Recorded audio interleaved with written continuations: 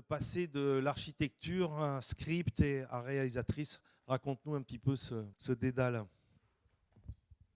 Je vais essayer de le faire un peu brièvement pour qu'on parle plutôt du film. Enfin, je vais le faire. Oui, en fait, je suis pas du tout. J'ai toujours été cinéphile, donc j'ai toujours vu des films depuis mon adolescence, sans être ce que j'appelle une fétichiste du cinéma.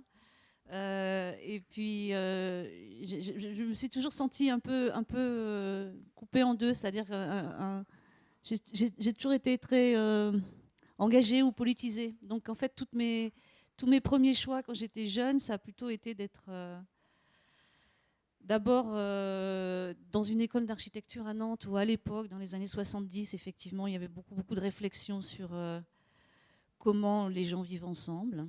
Donc j'ai commencé des études d'architecture à Nantes. Puis après, pour des raisons très personnelles, j'ai quitté l'école d'archi de Nantes au bout de 2 ans et je me suis retrouvée à Clermont-Ferrand. Et là, je me suis retrouvée dans une école très traditionnelle où c'était plus. Je comprenais que justement c'était la dimension politique et sociale qui m'intéressait, et pas du tout la résistance des matériaux ou l'acoustique. Donc je suis partie et puis j'ai commencé des études de travail social.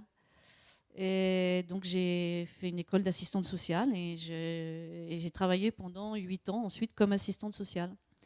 Mais comme on est multiples, nous sommes des êtres multiples, heureusement, j'ai toujours effectivement aimé le cinéma. Donc j'étais une spectatrice comme vous, tout pareil.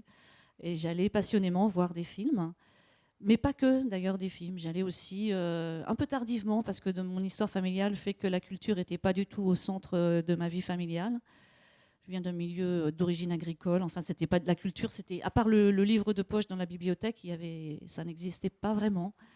Et donc j'ai découvert tout ça, tous ces plaisirs un peu tardivement. Donc la peinture, entre autres aussi, la littérature. Et, euh, et c'est vrai qu'après des années de travail social, où je travaillais comme assistante sociale avec cette espèce de désir qu'on a quand on a 20 ans, 22 ans, 23 ans, 24 ans, 25 ans, que le monde va peut-être se transformer parce qu'on a envie de se mettre ensemble, de le penser différemment et de le transformer avec ce type d'intervention. Bon, il y a eu un peu des désillusions. Je me suis dit que non, j'allais pas le transformer. Il y a eu à un moment donné vraiment le poids et la prise de conscience voilà, de la difficulté d'être un travailleur social, dans le sens où les rêves, ça ne marchait pas. Et j'ai toujours beaucoup admiré les gens qui continuaient toute leur vie à avoir cette foi et à donner autant dans ce genre de travail et d'intervention. Parce que moi, je dois avouer qu'arrivé autour de l'âge de 30 ans, je n'y arrivais plus. Je n'y arrivais plus. Et donc un jour, je me souviens très bien, justement, je travaillais dans un centre maternel comme celui que vous voyez dans le film, et avec des gens formidables. Enfin, il n'y avait pas de problème à l'intérieur du centre ni rien. Mais j'ai lâché prise et une réunion de synthèse, comme ça, j'ai dit, je vais partir. Donc voilà. J'avais depuis 2 ans senti ça, donc j'ai repris des études à ce moment-là. J'ai été un petit peu à Saint-Charles, à Paris, qui est une école d'art plastique, où j'ai eu là la chance de tomber sur j'ai eu un professeur qui m'a, au fond, beaucoup... c'est marrant parce qu'on ne s'en aperçoit pas sur le coup, on s'en aperçoit des années plus tard, qui m'a marqué, qui s'appelait Marcel Hanoun. Marcel nous faisait faire des films Super 8 comme ça pendant ses cours, et même on allait chez lui, il avait un grenier où il avait gardé tout son matériel Super 8 et on montait des films avec lui. Et finalement je m'aperçois à quel point, parce qu'il passait un peu pour il y avait un regard un peu cruel sur lui au moment où il enseignait à Saint-Charles, je me souviens, un peu comme quelqu'un qui avait été, puis qui finalement avait un petit peu raté des choses, qui parlait toujours de Godard, qui disait toujours, moi, mais c'est Godard, il m'a piqué des choses, etc. Et c'était vrai d'ailleurs, parce que on pouvait, en voyant certains films d'Hanoun, se rendre compte qu'effectivement Godard les avait regardés aussi. Mais voilà. Mais il avait toujours cette espèce de plaisir, justement, de fabriquer, de faire, et de faire avec nous. Donc voilà, ça a commencé comme ça, avec des Super 8. Et puis après, je me suis retrouvée à Paris, et là j'ai eu Romer comme professeur. Romer que personne n'écoutait parce il parlait comme ça dans sa barbe, et puis il s'en foutait si les gens l'écoutaient ou pas. Donc il fallait être vraiment collé au bureau pour entendre ce qu'il disait. Et tout ça, ça a éveillé un désir autre, parallèlement justement à ce qu'on disait. Et puis, je me suis dit, mais qu'est-ce que... Et tout ça, c'était en même temps que je travaillais. Hein. Je suivais les cours et puis je m'étais mise à mi-temps sur les 2 dernières années et puis je faisais ça. Et puis, donc, je me suis dit, qu'est-ce que je peux faire de ma vie si je ne fais plus de travail social, de militantisme? Qu'est-ce que je fais? Et donc, je me suis dit, je vais aller regarder d'un peu plus près ce que j'aime. Et j'ai cherché à travailler sur des tournages. Donc, je n'ai pas fait d'école ni rien. J'ai vraiment appris sur le tas. Et je me suis dit, quel endroit on est bien pour regarder? Donc, il y a assistant réalisateur. Et puis, il y a script. Et j'ai essayé un peu les deux. Je travaillais sur des films courts. Je me souviens, le tout premier, c'était un film d'Agnès Merlet, qui était encore à l'IDEC. Puis j'ai appris comme ça à l'IDEC. L'IDEC, il n'y avait pas de formation de script. Donc, du coup, on pouvait être de l'extérieur de l'IDEC et venir les aider comme script sur les tournages des étudiants de l'IDEC. Et là, je me suis retrouvée finalement à travailler avec une génération de jeunes cinéastes qui commençaient, comme Cédric Clapiche. Plus tard, c'est sur le long métrage, donc les courts métrages déjà de Clapiche. Et puis après, les passages au long métrage. Donc, je travaillais avec Éric Rochant sur Un monde sans pitié. C'est mon premier vrai long métrage comme script. Avec Olivier Assayas, avec Arnaud Desplechin sur La Sentinelle, etc. Et j'ai regardé tous ces jeunes cinéastes travailler. Et c'était mon école à moi, quoi. Ça m'a permis de faire tomber les peurs quand on ne sait pas, justement, et de s'apercevoir qu'il n'y a pas de façon de faire des films, il n'y a pas de façon de diriger les acteurs, il n'y a pas d'univers de gens prédisposés pour ça. Il y a juste, justement, la capacité de trouver sa façon de regarder et de remettre en forme ce qui vous intéresse, quoi. Et ça, c'était une bonne école. Donc, du coup, j'ai osé franchir le pas et puis déposer un scénario de court-métrage et puis avoir une première subvention. Pas tout de suite, d'ailleurs. Je me souviens, j'avais tellement peu de certitude que j'étais capable de ça que j'avais pas eu la subvention. Et je m'étais dit, tant pis, je ferai jamais de film. Et puis, il y a eu un truc extraordinaire au CNC, c'est qu'à Noël, ils ont eu une très mauvaise session en fin d'année, des mauvais scénars. Voilà, ils n'avaient pas envie de filer d'aide. Et ils ont rattrapé, ils ont regardé ce qu'il y avait eu dans l'année, qui les avait quand même un peu titillés. Ils ont fait donc une séance en récupérant quelques scénarios, dont le mien. Et je me souviens de la bonne surprise, le cadeau de Noël. Je l'ai eu, donc différé, mais j'ai eu cette subvention et j'ai fait un premier film qui s'appelait Reste. Et puis après, ça s'est enclenché. Après, tu fais 2 longs métrages, donc... Et cette rencontre avec Paolo Branco, et peut-être nous en dire un petit peu plus par rapport à ce matin. Trois longs métrages, parce que 2 toi toute seule et 1 avec Joël Brice, ton compagnon et ton compagnon de film, de réalisation. Imago et puis La fin du règne animal. Et pourquoi il a compté cet homme pour toi, ce producteur? Ouais. En fait, c'était quand même, vous l'avez vu, j'imagine. Donc, c'est effectivement un être d'exception. Et puis, justement, dans cette espèce de capacité qu'il a de vous rendre vos idéaux, c'est-à-dire de toujours vous faire rêver et vous dire que tout est possible. Et c'est certain que moi, j'avais eu des producteurs très sympathiques avant, parce que j'ai pas commencé par ces longs métrages, j'ai fait des courts métrages, un moyen métrage qui s'appelait Eau douce. Paolo, c'est la liberté, c'est-à-dire que pendant toutes les années où il a pu le faire, il a permis à des tas de cinéastes d'écrire librement, mais vraiment librement. C'est-à-dire qu'il vous fait une confiance totale. Il est capable de vous défendre bec et ongle contre un système qui exige des choses de votre scénario, de vous, de votre cinéma. Voilà, donc c'est vrai que c'était une leçon extraordinaire. Donc du coup, c'est très très difficile après de se passer de ça. Parce que c'est comme s'il nous permettait d'ouvrir nos ailes, en fait, tout simplement. Et il l'a fait avec beaucoup, beaucoup de cinéastes. Il l'a fait avec une curiosité immense et un respect immense des réalisateurs. Il l'a fait en se battant comme un militant, justement, parce qu'il s'est beaucoup battu. Il a été beaucoup critiqué, il a été beaucoup jugé. Mais sa capacité à défendre un cinéma de création est unique en France. Il y avait peut-être Humbert Balzan aussi, avec qui il était très ami. D'ailleurs, ça a été pour lui très très difficile après la disparition de Balzan. Quand on a senti qu'il y avait... c'était compliqué pour lui de continuer. C'est d'ailleurs à ce moment-là qu'il a commencé à à nous lâcher un peu. Et je pense que tous ceux qui ont travaillé, moi je connais Laurence, je connais beaucoup de gens qui sont passés par Paolo, et c'est vrai qu'on a tous ça en commun, de s'être senti quand même très orphelin. Il a pu avoir des rapports parfois difficiles, même avec certains réalisateurs, pas souvent. Je pense que vraiment les réalisateurs le respectent énormément, autant qu'il les a respectés. Mais ouais, un peu orphelin de cette façon de concevoir la production et le rapport au cinéaste, quoi. Et puis peut-être pour terminer cette introduction, nous dire un petit peu ce que tu fais en ce moment. J'allais dire, moi je verrais deux ordres. Hein. Tu t'es mis à faire du cinéma qu'on appelle expérimental. Donc nous expliquer pourquoi et peut-être quel rapport il y a entre le cinéma que tu es en train de faire là et ton premier long métrage. Et puis ce désir chez toi, et je trouve ça très beau et très généreux. Je ne sais pas si c'est lié à ton premier travail. En tout cas, c'est cette transmission par rapport à la mise en scène et par rapport au jeu d'acteur. Donc ce que tu fais, les deux choses que tu fais principalement maintenant. C'est vrai que depuis 5-6 ans, par nécessité aussi, enfin, ou par impossibilité, je me suis mis à faire beaucoup plus de films toute seule. Donc je réalise plein de films seule. C'est pas forcément du cinéma d'ailleurs expérimental, c'est ce que j'appelle des films essais, parce que ça peut être un peu documentaire, ça peut être extrêmement plastique, ça peut être, enfin ça va un peu tout azimut.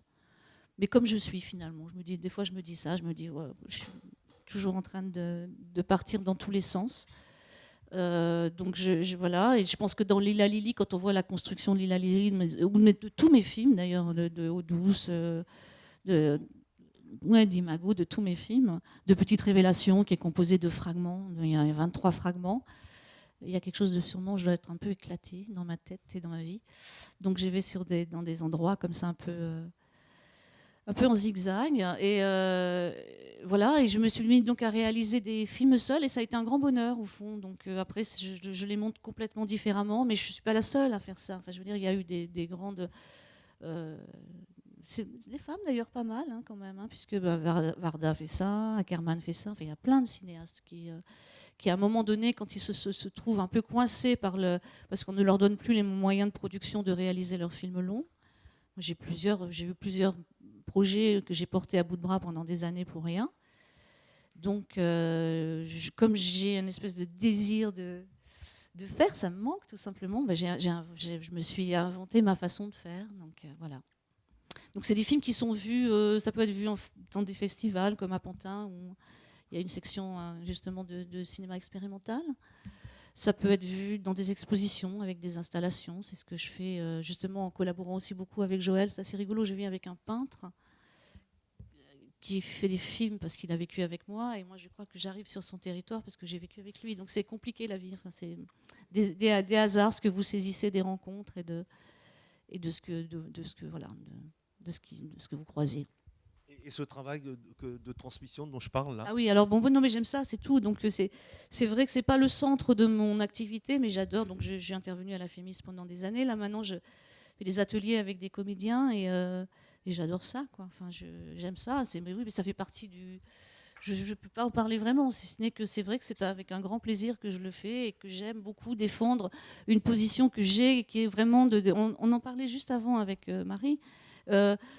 Une grande croyance en l'intuition en tout premier lieu. C'est-à-dire qu'on transmet en passant d'abord par peut-être comme Paolo l'a fait d'ailleurs avec nous, en nous laissant aller chercher nous-mêmes les choses, et puis après en faisant rentrer des règles du jeu, des règles techniques, des règles... la capacité d'écouter ce que quelqu'un veut de vous quand vous êtes acteur. Après on va réfléchir sur comment mettre en forme cette intuition qui vous permet de regarder et de savoir ce que vous avez envie de filmer ou ce que vous voulez mettre en scène. Et je me bats beaucoup là-dessus. J'ai écrit un texte que j'aime bien, qui s'appelle Sans préméditation, et qui est vraiment cette idée que... on peut faire c'est important de garder cette dimension de l'intuition et de ne pas être forcément dans un cinéma extrêmement scénarisé. Voilà, il y a différents types de films. Il y a des films messages, il y a des films de fiction et qui capte un grand nombre de spectateurs. Et puis il y a ce que j'appelle le film expérience. Et voilà, j'ai toujours envie, quelle que soit la forme du film d'ailleurs, que ce soit un petit film très court, fait avec peu de moyens, ou un film de long métrage produit, de défendre ce côté-là, cet aspect-là du cinéma. Démarrons sur Lila Lili. Tu te rappelles un petit peu comment elle est venue, cette idée de film, ce désir de film? Ouais, c'était très simple. Hein. Avec ce que je vous ai raconté, c'était très simple. C'est-à-dire que j'ai effectivement vécu plusieurs années comme assistante sociale dans ce centre maternel des Lilas, à côté de Paris.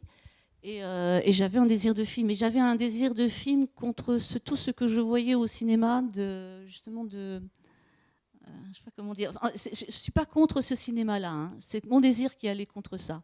C'est-à-dire ce cinéma qui est très sociologique et qui analyse de façon très sociologique la situation du monde. Je trouve que c'est très très important de le faire, mais mon désir n'était pas là.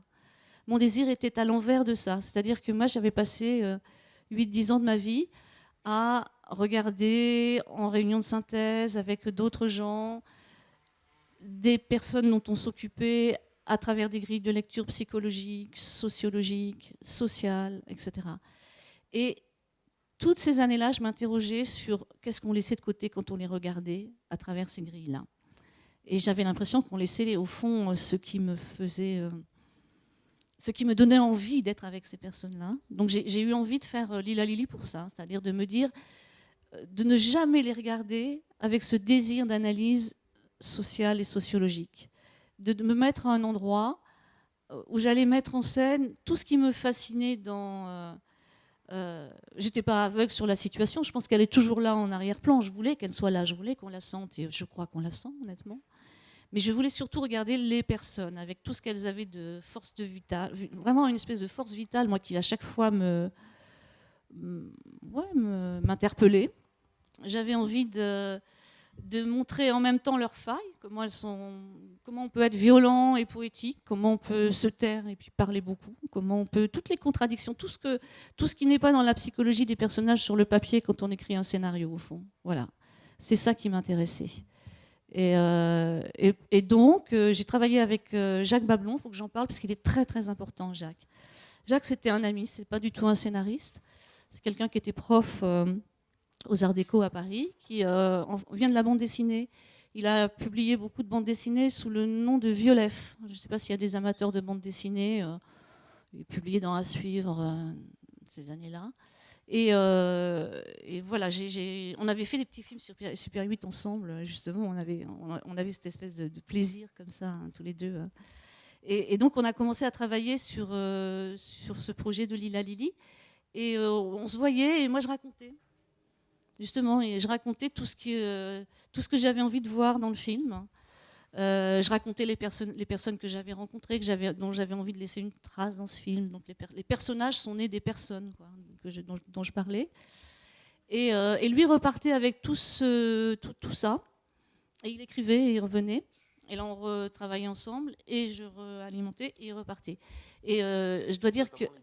Ah oui, c'est ce que j'allais dire, c'est-à-dire que c'est un dialogue, enfin pour moi c'est un dialoguiste exceptionnel quoi. C'est-à-dire que je dois dire que là j'ai regardé une partie du film et j'ai encore cette espèce d'immense plaisir de ces dialogues écrits par Jacques qui en même temps partent du réel mais il a tout de suite une espèce de dimension poétique, une dimension décalée qui allait totalement dans l'esprit que je voulais pour Lila Lili justement, cette espèce de décalage, cette façon de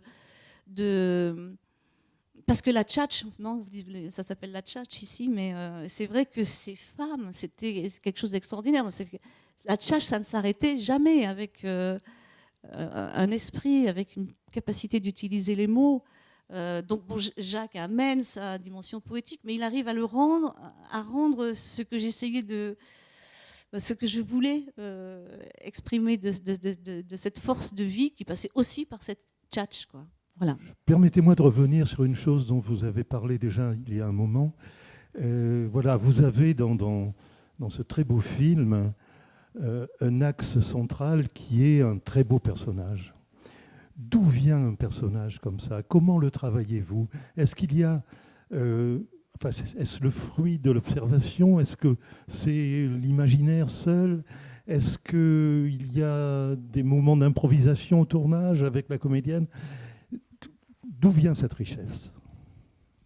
Alors, elle vient d'une personne que j'ai rencontrée dans ce centre maternel, qui avait ce que le personnage a, c'est-à-dire cette capacité de se taire pendant des heures, d'être très opaque, d'être très rude, d'être très... Et puis, d'un seul coup, d'avoir des espèces de fulgurances de paroles, où les choses sortent, sont là, sont d'une évidence totale. Elle était toujours en recul, comme ça. Elle était en même temps brute et très raffinée. Donc voilà, c'est ça, le personnage au départ, c'est cette jeune femme, dont j'ai gardé le prénom d'ailleurs. Elle s'appelait vraiment Micheline. Et à partir de là, il y a eu donc ce travail de situation, d'écriture. C'est elle qui a été le premier élément concret et le fil du récit quand j'ai travaillé avec Jacques. Quand on écrit ou qu'on imagine un personnage comme ça, il n'a d'existence que si on rencontre la personne capable de l'incarner. Et là, ça a été un autre travail. Ça a été le plus long du travail. J'ai beaucoup cherché chaque personnage, enfin chaque personne qui allait incarner toutes ces jeunes femmes. Donc j'ai fait un gros travail en même temps de recherche avec des comédiens non professionnels et puis aussi avec des gens du conservatoire, des écoles de théâtre, etc. Et en plus, je ne trouvais pas. J'avais du mal. Hein, j'avais du mal jusqu'au jour où un jour Alexia est arrivée. Et c'est marrant parce que je travaillais avec une équipe et personne n'imaginait Micheline de la même façon. Et on m'avait proposé des jeunes femmes formidables, mais je sentais bien que c'était pas ça. Elle est arrivée et je ne lui ai rien dit. Elle a passé les essais. Et d'un seul coup, je me suis dit, c'est pas possible, c'est vraiment elle, quoi. Et je l'ai tout de suite confrontée à Nadège, qui est jouée par Geneviève Ten, qui, elle, n'était pas du tout une comédienne, qui était une jeune femme qui était en centre maternel et que j'avais rencontrée dans le centre maternel. Comme elles étaient quand même un duo dans le film, je les ai mises ensemble. Et j'écris toujours des textes qui n'ont rien à voir avec les scènes du film, mais qui ont à voir avec les personnages pour passer des essais. Et d'un seul coup, c'était évident qu'elles se connaissaient depuis toujours. Et que Alexia, sans jamais rien lui expliquer, dès qu'elle avait une scène dans la main, dès qu'elle la jouait, elle était Micheline, quoi. C'est-à-dire qu'elle faisait... Et même, c'était très drôle parce que je trouvais ça tellement miraculeux que quand j'ai beaucoup travaillé avec les autres acteurs, avec les jeunes femmes qui n'étaient pas comédiennes, et elle, je disais rien, parce que je trouvais que c'était un miracle, quoi. Enfin, il y avait un truc un peu extraordinaire. Et on a commencé à tourner, et je me souviens, au bout d'une semaine de tournage, elle a demandé à me parler, elle était à moitié en larmes derrière un camion, et elle me disait, mais pourquoi tu me dis rien, ça va pas, pourquoi tu dis rien? Mais c'est terrible, j'y arrive pas, c'est ça, qu'est-ce qui se passe, pourquoi moi tu me dis jamais rien? Et je lui ai dit, mais je te dis rien parce que j'ai tellement peur en te disant la moindre indication que tu ne sois plus ce que tu es en train de donner, que franchement, je n'ai rien à te dire. Alors, du coup, elle a été définitivement rassurée et on a continué comme ça. Par des petites choses techniques, je ne lui disais rien, quoi. Et elle a lu ce scénario et c'est comme si ce personnage, elle l'avait connu toute sa vie, quoi. Voilà. Parce que je pense qu'elle a une personnalité un peu comme ça, qui l'a pas mal desservie, je crois, même dans ce métier. C'est-à-dire qu'elle a une très forte personnalité, un peu, je me souviens plus, c'était Karine Viard qui avait dit « Oh, elle ressemble à un artichaut, ton actrice, elle pique un peu ». C'est ça, c'est-à-dire qu'elle n'était pas du tout elle n'a jamais été sur la séduction et tout ça, et je pense que ça ne l'a pas servi. Mais c'est une immense actrice. Hein. Alors donc elle était au conservatoire, elle a travaillé au théâtre, après elle a fait des choses, certaines choses, avant de continuer son trajet artistique dans d'autres domaines. Elle a peint, elle a fait de la peinture à un moment donné. Et puis là, depuis quelques années, elle est devenue photographe et c'est devenue une très bonne photographe. L'an dernier, elle a fait une grande exposition à la Galerie Vue avec des photos assez incroyables qui ne ressemblent qu'à elle, ça ressemble à rien d'autre, extrêmement étonnantes et qui ont été très remarquées. Et ça faisait plaisir. Voilà. Qu'est-ce que vous vous étiez dit d'elle et de... Parce qu'il paraît que quand on écrit un scénario, je ne sais pas, moi ça ne m'est jamais arrivé, mais quand il y a un personnage et on essaie d'imaginer quelle a été sa vie avant. Alors, voilà. Est-ce que vous, avec Jacques, vous aviez imaginé quelque chose d'elle. Elle vient d'où? Ses parents? Comment ils Non, étaient? alors ça, je me refusais. Enfin, ça, c'était un vrai refus pour moi. C'est-à-dire que justement, mais c'était une expérience en même temps, je ne savais pas ce que ça allait donner. Mais je voulais surtout pas. Genre, il y a des éléments qui permettent de comprendre des choses dans le film, mais je voulais jamais qu'un personnage soit raconté par son. Précisément, justement, par un trajet. Pourquoi elle est enceinte, qui est le père de l'enfant. Voilà. En revanche, je laissais jaillir les manques, c'est-à-dire qu'on sent qu'elle cherche son père, par exemple, pendant tout le film. C'est quand même un truc un peu une obsession. Elle a rien contre les hommes, enfin voilà, mais en même temps, elle n'est pas du tout dans la séduction. Mais la personne que je connaissais était comme ça. Enfin, justement, l'inspiratrice avait ça, quoi. Elle avait un côté quasiment asexué, je trouvais. Enfin, et le personnage a ça aussi.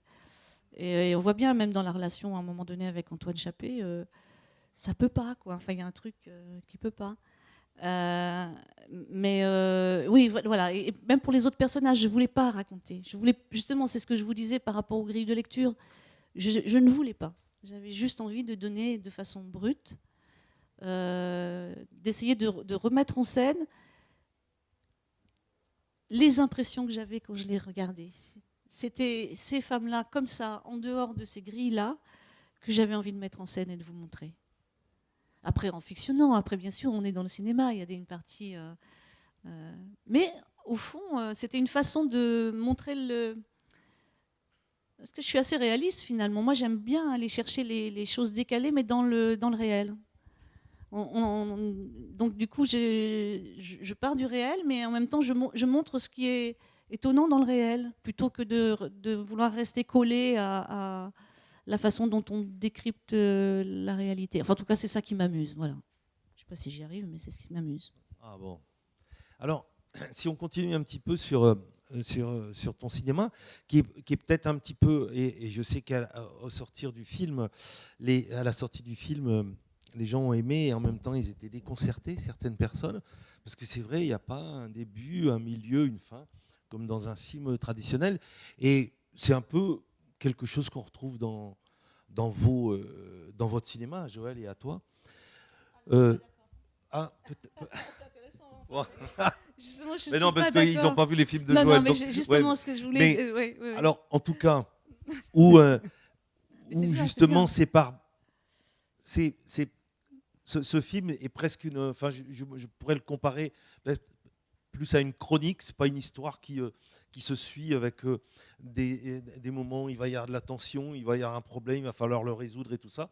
Et je voulais savoir si ça, c'est quelque chose d'extrêmement conscient chez toi. Je me doute que oui. Mais pourquoi aussi? Pourquoi t'aimes ce cinéma? Et qu'on va retrouver, j'allais dire, qu'on va retrouver après dans Petite Révélation ou Suite Parlée, c'est-à-dire un cinéma d'instinct, un cinéma où en tout cas le spectateur, il y a du boulot pour lui aussi et du grain à moudre. Voilà. Oui, donc quand je ne suis pas d'accord, c'est vrai que je ne suis pas des années-lumière de Joël, mais par exemple, Joël Brice, je pense qu'il aime raconter des histoires. C'est vrai. Moi, je me retrouve plus, c'est marrant parce que vous allez voir le film de Laurence Ferreira demain. Et je trouve qu'on a été quelques-unes comme ça à avoir ce désir d'explorer un cinéma beaucoup plus... moins sur le récit et plus sur les impressions qu'on a du monde. Donc du coup, moins structuré autour d'un récit avec une dramaturgie classique. Je trouve que Laurence, elle fait ça. Quelque part aussi, Valéria Bruni-Tedeschi, elle le fait aussi un peu. Et d'être dans une plus grande subjectivité dans la représentation du monde. Et c'est vrai que mais c'est pas une position théorique. Hein, c'est instinctivement, ça m'intéresse plus d'aller regarder un détail, d'essayer de le grossir, de vous le montrer, de montrer ce qui me meut au fond, ou ce qui m'émeut dans une situation, dans la façon dont un être vit une situation. C'est de le regarder un tout petit peu réagir, de le regarder confronté au réel. Ça m'intéresse plus que de raconter des histoires, et c'est bien mon problème. Parce que du coup, c'est très difficile à défendre, et je pense que c'est aussi le problème de certaines... J'ai trouvé que les femmes, elles cherchaient plus comme ça, d'ailleurs. Quand on regardait les films de Chytilova, c'est une écriture... J'aime pas dire cinéma, hein, mais quand même, les femmes, elles ont toujours eu envie plus d'explorer cette forme d'écriture. Varda aussi, d'ailleurs. On n'est pas des grandes raconteuses d'histoires. Et moi, ça me va. ça me va parce que j'adore avoir des films où on raconte très bien des histoires. Je suis totalement prise dedans. Je suis complètement. Je trouve ça plus exaltant, beaucoup plus épique que ce qu'on propose. Ça vous transforme aussi. Hein. Mais mon territoire, c'est pas celui-là. Et puis, je me méfie un peu des histoires aussi. Ça, c'est autre chose. Oui, c'est autre chose parce que je trouve qu'on est. C'est un peu subjectif ce que je vais dire là. Je sais pas, je mets les pieds dans un truc, je sais même pas, je suis pas complètement sûre de ce que je dis. Mais je trouve qu'au fond, on dit qu'on est dans un monde de l'image, et je trouve que c'est pas tout à fait vrai. Je trouve qu'on est beaucoup dans un monde du récit. Il faut raconter des histoires qui vont trouver la connivence de tous. Et ça, c'est pas l'image qui le fait, c'est le récit. Donc c'est une dramaturgie, on vous fait passer par des sentiments qui vont être tous les mêmes au même moment, parce qu'il y a une construction dramaturgique, parce que l'émotion, elle est donnée à tel moment, par l'histoire, le rebondissement, le truc. Il y a une mécanique du récit qui est vieille comme la nuit des temps, qui est fascinante, qui est très savante, mais qui, parfois, à mon goût, va à l'encontre de la liberté. Et du coup, ça m'amuse plus d'explorer des territoires plus petits, peut-être, moins enthousiasmants, mais parfois plus complexes, me semble-t-il. Voilà. Et plus à l'encontre de l'époque aussi. Et ça aussi, ça me fait plaisir. Quand tu parles je vous donne la parole. Hein. Quand tu parles de liberté, c'est celle du réalisateur, mais aussi du spectateur. Ah bah bien sûr, parce que quand vous donnez ça à voir, vous demandez pas de parcours obligé, c'est-à-dire que chaque spectateur, il est tout seul devant cette chose-là que vous lui proposez une expérience que vous avez mis en forme, et cette expérience vous la lui proposez, et lui, il vit une autre expérience en la recevant ou pas d'ailleurs, hein, ou pas. Il peut ne rien vivre du tout, hein, parce qu'il est peut-être à des années-lumière de votre expérience à vous, mais peu importe. Mais en tous les cas, je trouve que ça donne aussi ce type de... Voilà, ces films-là. Hein. Voilà. J'ai un goût pour les cinéastes qui font ce choix-là. Je vous écoute et je me dis que, mais peut-être à tort, que vous allez pas mal vers le documentaire d'une certaine façon. Et dans tout ce que vous dites, que vous vous méfiez du récit, et que vous êtes à l'affût des autres, en fait, d'une exploration, vous mettez beaucoup plus... L'intuition est en avant, et il me semble que on est plus vers le documentaire que vers une écriture absolument personnelle. Mais je dois dire des bêtises là, mais j'aimerais bien que vous en disiez plus là-dessus. Au fond des poches, déjà, je ne sais pas trop ce que c'est la différence entre documentaire et fiction. Oui. Donc, je dirais pas ça. Je dirais que je suis vers l'impression. Quelque part, on peut plus parler de peinture. C'est-à-dire que je me sens comme un peintre et j'ai des impressions et je les mets en forme. Et c'est ces impressions qui m'intéressent de mettre en forme plutôt qu'un récit. Mais ça peut être complètement... J'ai fait des films plastiques qui ne sont absolument pas du documentaire, qui sont au contraire très plastiques, parce que la sensation que j'avais envie de rendre, elle passait par un travail plastique. J'ai aussi réalisé des films documentaires comme ça, pas tant que ça. J'ai filmé des acteurs, j'ai filmé Nicolas Maury dans des pièces de Noël Renaud à Paris, c'est 9 heures de texte.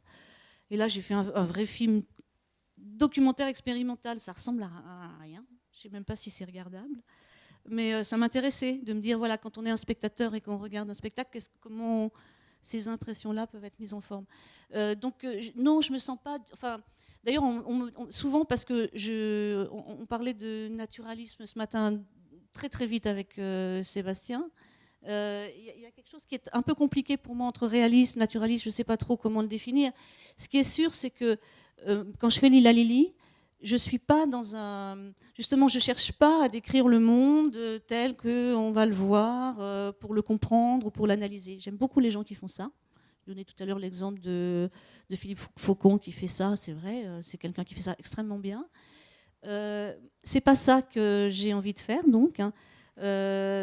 J'ai envie de montrer tout ce qui est plus invisible, irrationnel, poétique parfois, ou étonnant, et divers surtout, divers. C'est très important pour moi, cette notion de diversité, quoi, de toutes les réactions humaines qu'on ne peut pas circonscrire justement dans une théorie, qu'elle soit sociologique, psychologique, politique.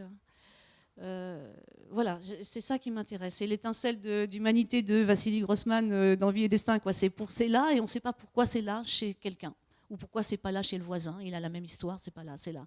C'est marrant parce que j'ai regardé un petit peu Lila Lili là tout à l'heure et je suis partie au milieu. Je suis allée jusqu'à cette scène où elle se parle sur le lit là, et d'un seul coup Micheline dit ouais non mais tu vois finalement il n'y a pas de règle quoi. Il n'y a pas de règle, tu vois, quelqu'un qui a envie de toi, il peut tomber amoureux. Et je me disais quelque part, c'est vraiment ce qui me fait bouger, moi. C'est-à-dire que j'ai toujours l'impression qu'à chaque fois que je me suis pliée à une pensée qui me venait d'ailleurs, il y avait quelque chose qui me dérangeait.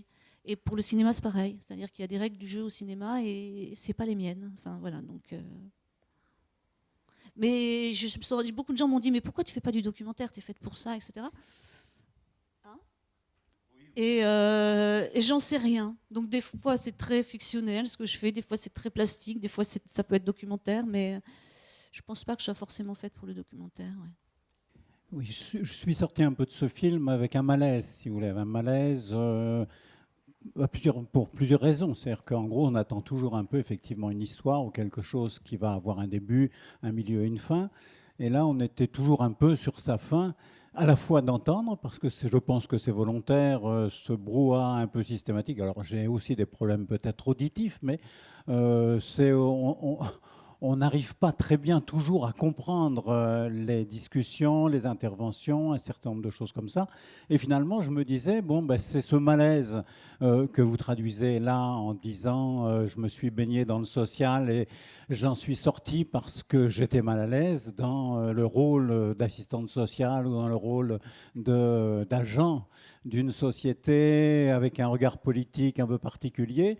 Et on est passé, nous aussi, un peu dans le monde social des bidonvilles et des cités d'urgence. Et on s'en est sorti aussi parce que ce malaise, si vous voulez, on voulait le traduire d'une autre manière.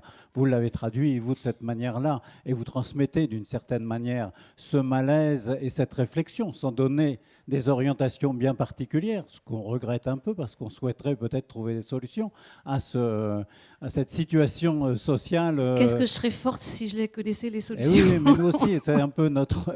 On cherche tous peut-être dans ce sens-là.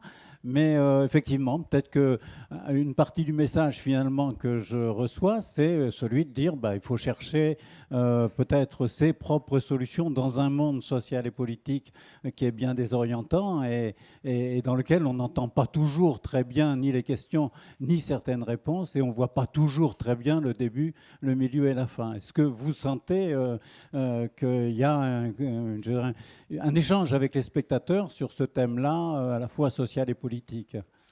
Je ne serais pas capable de dire que j'ai certainement pas fait le film pour ce que vous dites, mais je trouve très légitime que vous le ressentiez comme ça. Voilà, c'est justement là que c'est intéressant de voir comment chacun, quand on reste dans le... J'ai l'impression, moi ça me le fait quand je vais au cinéma ou quand je regarde des peintures ou vous me parlez de vous là quand vous me dites ça, et c'est très bien, j'en suis ravie. Vous voyez et c'est parce que je vous ai fait... J'ai fait un film où moi j'ai parlé de ce que je ressentais, que vous l'avez interprété à votre façon par rapport à ce que vous êtes.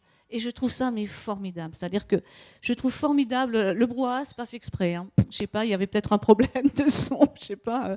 Mais non, c'est pas fait. De temps en temps, je les laisse vivre. Donc elles articulent pas très bien, effectivement, et ça me gêne pas parce que c'est pas du Shakespeare non plus ce qui se dit, donc c'est pas très grave, quoi. Mais en revanche, voilà, ce qui me fait plaisir, c'est comment on peut s'approprier le film comme on veut, c'est-à-dire que quelqu'un d'autre va dire autre chose, et moi ça me plaît beaucoup, parce que je n'ai rien d'autre à vous dire que ce que je vous ai dit sur le film. J'ai beaucoup moins d'intention que ce que vous voulez me donner comme intention, c'est-à-dire que c'est vrai que j'ai fait ce film à un moment de ma vie où je me posais effectivement des questions, et il en est sorti ça, mais qui était quelque chose une autre croyance, qui était aussi une croyance, je dirais, humaine et artistique. C'est-à-dire que je crois que de donner à voir les expériences, là, il y a quelque chose de très fort quand même à partager. que ça soit une expérience de vie ou une expérience artistique. Ça peut prendre la forme de n'importe quoi, comme on fait là maintenant, ou un film, ou une œuvre d'art, ou une musique. Voilà. Je voulais vous dire que j'ai beaucoup apprécié ce film parce que j'ai trouvé qu'il allait au cœur de la vérité et je n'ai pas trouvé qu'il soit décousu ou mal construit. Enfin, je veux dire, comme on a l'impression les gens. C'est-à-dire que votre film est autour d'un sujet et chaque fois, il parle de ce sujet. En gros, des enfants, de la maternité, des femmes et même des hommes. Et je l'ai beaucoup apprécié parce que je trouve qu'il va au cœur de la vérité de par les petites réflexions que vous avez sélectionnées. Je le trouve vrai, votre film. Et je l'apprécie beaucoup. Voilà. Non, il y a une chose, ça me fait penser à quelque chose, c'est en fait, tu disais qu'est-ce qui construit le film. Au fond, je me dis que ce qui construit le film, c'est vraiment justement cette interrogation qu'a cette jeune femme, là, Micheline, sur le fait de donner la vie, quoi. Pourquoi on donne la vie, pourquoi on donne pas. Qu'est-ce qui se passe autour de moi? Enfin, c'est-à-dire que c'est aussi. J'aime bien ouais, comme si le film était au fond ce questionnement-là. Comment est le monde? Comment on donne la vie dans un monde pareil? Est-ce qu'on a envie? Est-ce qu'on n'a pas envie? Est-ce qu'on le fait? Est-ce qu'on le fait pas? Et du coup, elle regarde tout le monde, tout ce qui se passe autour d'elle avec cette interrogation-là, et puis. Moi, voilà, c'est peut-être ça que j'aurais envie de donner aux spectateurs, voilà, qu'il ait les mêmes interrogations. Je voulais aussi dire que j'avais énormément aimé le film et je comprends ce que vous dites à propos des images de Vassili Grossman qui sont tout à coup une fulgurance poétique dans un terrain de réalité. Enfin bon, on peut discuter cette notion de réalité. Et bon, notamment, je pense au cerf qui court en parallèle, qui est une image très forte. Ensuite, disons que j'aime énormément cette économie de visions poétiques qui viennent justement prendre une force, une fulgurance. Alors, il y a une autre image que j'ai trouvée très très belle, c'est le bateau péniche qui passe. Et là, c'est aussi la façon dont vous l'avez filmé qui lui donne une dimension extraordinaire. Il y a presque quelque chose. Enfin, pour moi, ça a été une image très très marquante du film. Est-ce que vous pouvez en parler?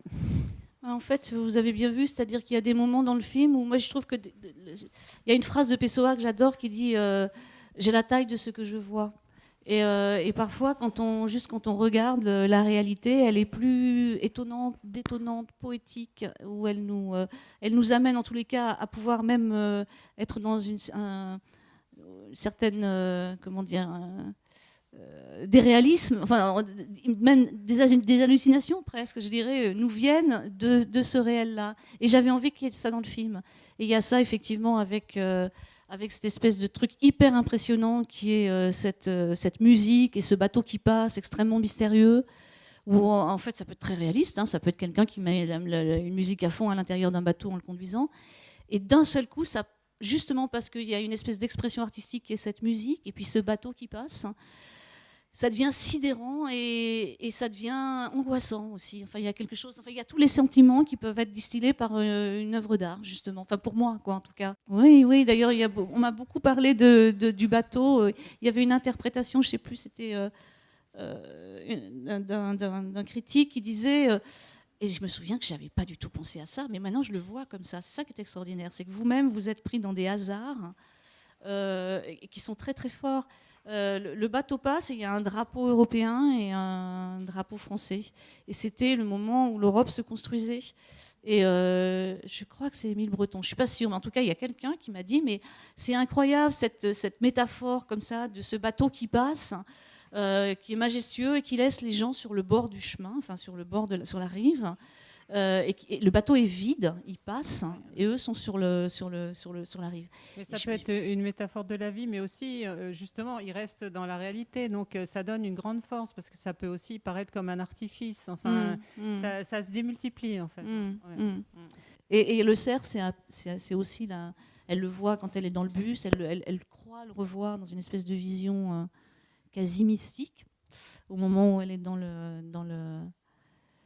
l'église. Il y en a des petites choses comme ça. Il y en a une autre au moment quand elle vient voir la grand-mère. Il y a un reflet dans la vitre aussi. Il y a des choses comme ça, quoi. Il y a des moments.